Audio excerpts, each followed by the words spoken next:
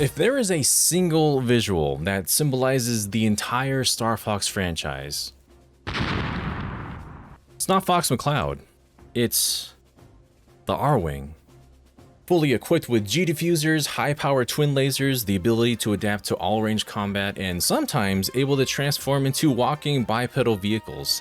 These ships are state-of-the-art, and it would not be a Star Fox game without them. Hello everyone, it is so good to see you. I love the Arwing design. They're a mix of ideas, from using the G-diffuser technology from the F-Zero machines to taking inspiration from Star Wars' own X-Wing. That's partially where the naming convention comes from. I had thought it was because of the letter R with wing instead of X, even though the ship doesn't look like the letter R at all. So I believe it's supposed to stand for all range. AR wing. Arwing.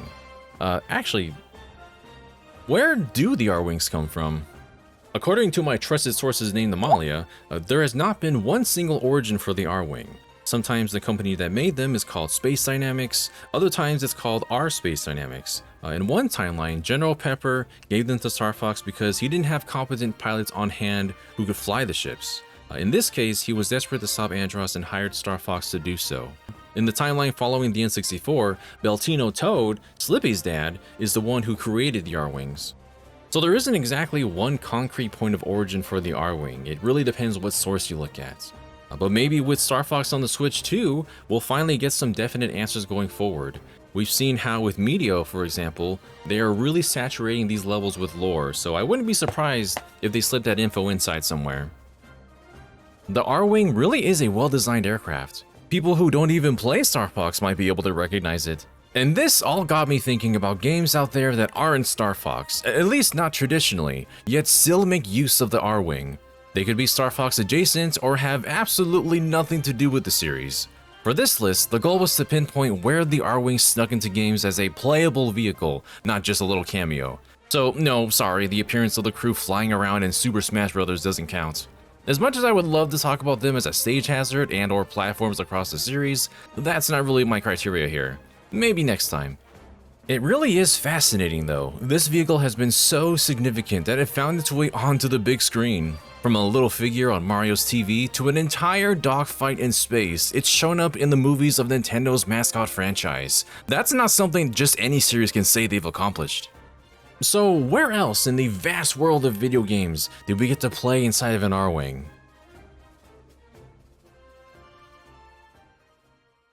Does this really count? Alright, I admit this is kind of a cheeky way to start, but Star Fox Adventures isn't a traditional title. It's very much a Zelda-esque entry that happened to get Fox and Friends injected into it. That's true for the vast majority of the game, but if you haven't actually played Adventures for yourself, you might not be aware that there are, in fact, segments where you fly an Arwing. There are 4 different levels in space, and you'll have to play through them to get from one area in Dinosaur Planet's atmosphere to another. After getting the mission briefing from General Pepper, Fox passes through a legally distinct Meteo. Not even kidding, they even play a new version of the music from the same stage. Flying through an asteroid field is a staple of Star Fox, so it's not too surprising that Rare would introduce us in this way. Flying the Arwing itself, I guess it's okay. It's not the core focus of the game at all, so it's done fairly minimally. The vehicle feels just different to move around. There's less feedback when shooting and collecting items, like the smart bomb doesn't even make a satisfying little jingle when you pick it up, it just kind of disappears into your pocket. You can barrel roll, charge shot, boost, things like that, but it definitely feels like there's more to be desired here. They're not even really full stages like they are in a Star Fox game. Your only goal is to collect enough gold rings before the stage ends, and not explode. That's pretty much it. Other stages don't really change that much either. It gets more hectic, but the goals are the same. You know, the pacing feels kind of somewhere between the speed of the gummy ship segments between Kingdom Hearts 1 and 2, where you're also going from planet to planet. But those games don't have an Arwing.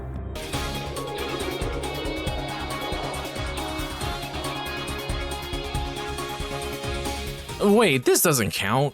But I did try my best to make it as recognizable as possible. Please say you like my gum wing. This is some high-effort footage we captured here. One of the most notable and recent examples of Star Fox in a game that isn't theirs is Starlink: Battle for Atlas. Its arrival on Switch brought about figures that interacts with the game itself. This game by Ubisoft had the whole crew guest appearing for an exciting intergalactic adventure. Well, Starlink itself is a little lackluster. Your space mileage may vary. It depends if managing, leveling up, and loadout optimization style of games are suited for you.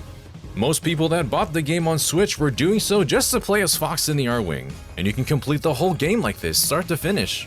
I think it does scratch at least some of that itch people have for a Star Fox title that isn't just 100% a rail shooter. There's exploration both on the planets and in outer space that seamlessly transition into one another as you cross the atmospheres. You can definitely tell which parts are tweaked to make it feel more natural to the context of a Star Fox fan. If you remove the default fire and ice weaponry, the Arwing will equip its classic lasers and charge-up shots. When your special is ready to go, you call on a member of the crew to lend you a hand. A very nice remix of the original Corneria theme plays while they're on the field. I think one of the coolest things this game does is how dogfights in space aren't limited to the gravity being on the floor. And by that, I mean that your ship is able to freely loop and fly in a full 360-degree rotation. It helps me forgive some of the more floaty sensation I feel compared to the other interpretations of the Arwing. But overall, the presentation, the UI with Fox always animating in the corner, and the faithfulness to the franchise is present. And if that's not your thing, you can turn off all the custom UI nonsense and just enjoy the vast expanse of space.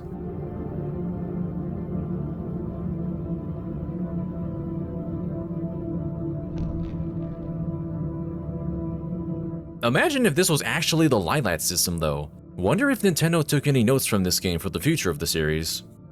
Many fans are fully aware that Starwolf makes an appearance here too. Once you're a couple of acts into the game, you can take on a special mission dedicated to Star Fox chasing not just him, but the whole crew down too.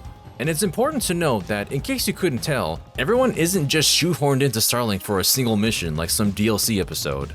They are integrated into the cutscenes, and Fox regularly communicates with the rest of the main cast.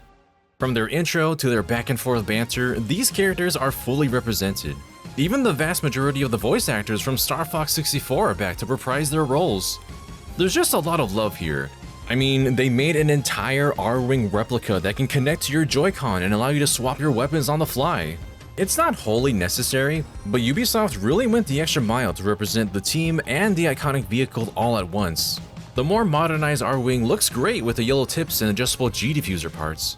It looks as cool as I imagined it in my head as a kid. They really shouldn't allow me near this thing. So when you're told about this next one, you might be like, huh? But when you think about it, it starts to make more sense. You may have played it yourself and just forgot. It's a Wario. WarioWare was the first time I was ever exposed to the original Star Fox on the SNES. I'm sure most of you seeing this right now after watching footage of the classic title are probably rubbing your eyes thinking, wow, that's incredibly smooth. Well, they didn't call this game WarioWare Smooth Moves for nothing. For the longest time, I thought the game always ran at this frame rate, so when I finally tried the original Star Fox for myself, I thought my game was just lagging out. Was I doing something wrong? Oh, to fret the simple worries in life. Unlike most microgames, Star Fox has the honor of being a boss game in 9-Bolt's Retro Collection. You take command of the Arwing by holding the Wii Remote, the form baton, in one of the sacred poses known as the chauffeur. I miss this game so much. Why is he a remote man? So, you tilt the form baton to move and press the button to fire your laser. You do a very brief segment of Corneria and even have your wingmates with you. You're not allowed to charge your shot, barrel roll, brake, or boost. It's keeping it very simple here. At the end, you encounter the boss, which in this version is... oh my god, they gave Rob a gun! Not just any gun either, it's the Zapper! And you're nothing but a duck in his crosshairs. Rob takes on its classic toy form with the base, and you have to shoot the flashing blocks until it's taken down. The stage also changes at higher difficulties. After Corneria, you fly through Sector X and need to dodge more obstacles. On the hardest setting, you blast through the rigid and angular wasteland of Titania. The boss is the same at the end of each of these paths, but you just have to shoot more blocks to take Rob down. It's a really fun and charming tribute to the original games, and I love that they made new assets for this while showing some love to the bygone era. It really makes me wish that we knew what a Star Fox game using the Wii remote pointer and nunchuck would have been like. I guess that's why we were given Sin and Punishment Star Successor. Ah, but that's for another day. What about a more traditional take with Star Fox? The microgame in WarioWare Gold turned the boss game from smooth moves into a survival challenge. You tilt your 3DS left and right to move the Arwing, very much mimicking the sacred position of the chauffeur. And you shoot lasers with the A button. Again, the lasers are your only other options aside from tilting to dodge. You're missing a wing, and the game is signaling to you that you're going to explode in one hit, so you have to navigate the stages carefully. I'll be sure to put in footage that also isn't as nauseating to watch too. Each difficulty goes through the same 3 stages as in smooth moves, getting progressively harder. But there's no Rob at the end, since the game is now much shorter. I love that this was remixed multiple times, and it's always been the classic SNES version of Star Fox. 9V and 18V just have their preference for the classics. But what if you think these last examples suck and you want to make your own Star Fox game? You can with WarioWare D.I.Y. Well, sorta. When you get to 9V section, you'll play and unlock the Star Fox game, in which you'll need to use the touchscreen to shoot down an incoming enemy. Again, modeled after the Super Nintendo title, but just more crude and sprite-based this time. But is it really as simple as that? Those who haven't played WarioWare D.I.Y. are not aware of how incredibly involved this one is. The magic of D.I.Y. is learning how the language of the game works. You can dig into every single micro minigame and take it apart at its core. The scrolling walls, the enemies, the effects, and the Arwing itself were all assets made for you to mess around with and change if you wanted. You can even compose and create your own music for your games. If you wanted, you can mess around with the audio that's already in-game. Do you want the Corneria theme to be replaced by Yoshi sounds? Be my guest!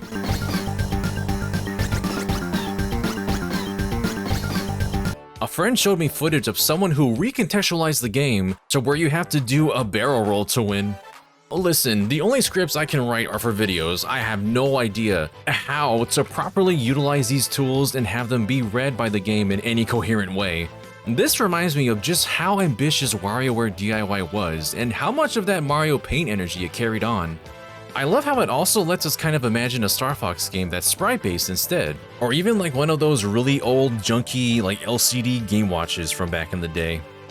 Well, what if I told you that such a Game Watch did exist, and all you have to do is redeem 2 coupons from your Kellogg's Corn Flakes, mail it in, and they'll send it to you. It's just that easy.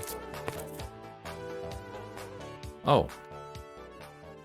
I appear to be 33 years too late, as Nelsonic developed this watch to promote the original title in 1993.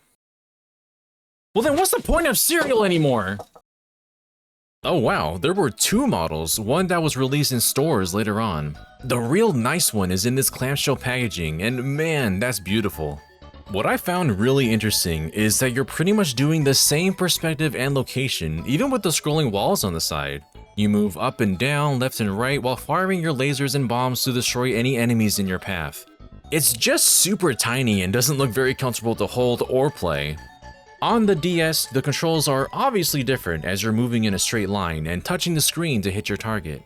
Yet I can't help but want to imagine that this version in D.I.Y. was somewhat inspired by the old Nelsonic Game Watch.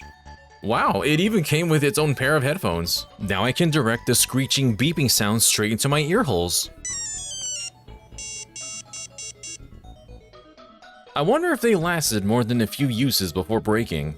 I recently discovered some myself at a used game shop, and they can go for $100 non-working. I guess I can't really expect a watch that's nearly my age to be functional. I get it. My batteries are nearly empty. Well, that was a tangent. It does count as flying an Arwing in a non-traditional way, though. But forget about watches. Do you remember that time that Star Fox was sexy? Wow, she's beautiful. Not that one!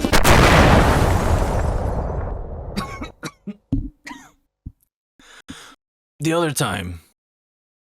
How do you even introduce this for what it is, other than just showing it? Bayonetta 1 and 2 both have several outfits of characters from Nintendo's history. From Peach and Daisy to Link and Samus, each of them have fun attack and sound effect references to their original games. But in Bayonetta 2 specifically, you can give her the Star Mercenary outfit, where she dons an outfit much like Fox McCloud himself, except in skin-tight clothing and latex, because of course. She's even got fox ears and a tail. Oh my, we are hitting so many fandoms and specific audiences with this one right now. It's crazy. This isn't like a joke either. The attention to detail is made with so much love. When you equip her guns, they turn into little Arwings. If you look really closely, each one has a keychain for each member of the Star Fox crew. And the sound effects. The bullets turn into lasers from Star Fox 64, and they're even contextual to whether they're the double lasers or not. You can even charge your beam. Jean has her own unique outfit too, and when you play as her, it's the SNES style of sound effects instead.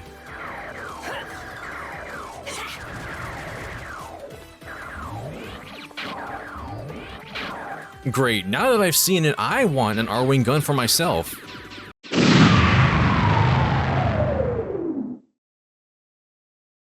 Beyond even that, if you replay the intro with the Star Mercenary outfit on, Jean not only also wears the outfit, but the fighter jet that she uses straight up turns into an Arwing. Not like a recolor of the jet or anything, that's just a fully modeled Arwing.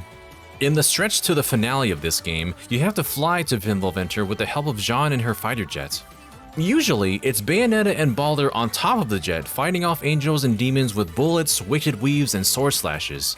They even name this as the Jet Fighter Assault with its own controls. But who cares about that version? If you have the outfit on, it just turns into a Star Fox level. You can fire lasers, you can charge up your shots with the same exact reticle and everything. You got smart bombs, you can do barrel rolls. The whole minigame description just changes all of the terminology as if it was always meant to be like this. When you use your Umbral powers, you upgrade to the blue hyper lasers. Like, what? This just feels like an official mod out of someone's fever dream. I don't know how we got to this point where we're blasting angels into bloody explosions inside of an Arwing, but here we are! Seeing these eldritch monstrosities getting shot at by a vehicle operated by a space furry just sends me. John also has a line which is a little hard to hear, but if you listen closely, halfway through the stage you can hear her say, I guess you're good for something. She must be a Falco fan. I mean, who can blame her? You hear this line whether you're on the jet or the Arwing. You can tell the team is a bunch of Star Fox fans. And at the end of the mission, when you approach your destination, you see 3 other Arwings follow you in formation. This is purely for just the scene itself. You don't actually have any other teammates in this part of the story. But I love how they reference the rest of the Star Fox crew for just this moment. According to Yusuke Hashimoto from Platinum Games, Nintendo was so impressed with this sequence that they asked the team to co-develop Star Fox Zero. And you know, it might not be the best game in the series, but they can say that they have a Star Fox game under their belts. Good for them. So earlier, we mentioned Mario meeting Fox for the very first time in the Super Mario Galaxy movie. But how could we possibly forget that the series has been in a Mario title already? Oh. Sorry, Fox. This isn't actually about you. It's about the Arwings. It's kind of warm. Alright, fine. We'll mention you guys too. This is another entry that doesn't really count, but I did say games where you can control an Arwing. The Super Mario Maker on the Wii U allowed 8-bit Mario to don all kinds of costumes. Amongst these costumes are, unsurprisingly, Fox and Falco, since they have amiibo that you can scan in. But you can also unlock Peppy and Slippy too. That's right, you can go hopping around as a literal fox, toad, hare, and chicken. I thank them for remembering the whole crew. But if you don't care about any of these guys, you can don the best costume of them all. Good luck. So, is this now an Arwing made of man? Or a man made of Arwing? There are very few costumes in this game that are inanimate objects, but that didn't stop them from letting you platform as a plane. It contextually starts off as the walker, and then turns into the Arwing when you're dashing or crouching. This was just before Star Fox Zero reintroduced it. Obviously, this is very much a cosmetic thing, and it doesn't affect any gameplay. You can't shoot lasers or glide in the sky. It is purely for the funsies, like most of the costumes in Mario Maker. But I know for a fact someone in the comments was gonna go, actually, if I didn't bring it up. The whole point is mentioning games where you're in an Arwing after all. Becoming the Arwing counts in my book. I'm just queuing up who fits the job description.